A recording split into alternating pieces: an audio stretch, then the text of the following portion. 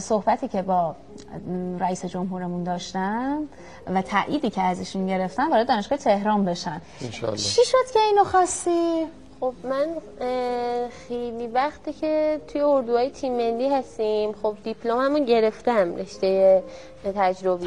بله، ولی خب برای کنکور واقعا دیگه واقعیت اصلا نشد که مثلا بخونم برای کنکور یا برم برای کنکور دادن و این تنها درخواست من بود، هیچ درخواست دیگه ای واقعا نداشتم و تا نمیدونم که قبول شد نشد ایناشو من در جریان گویا پذیرفته شده توی خبرها.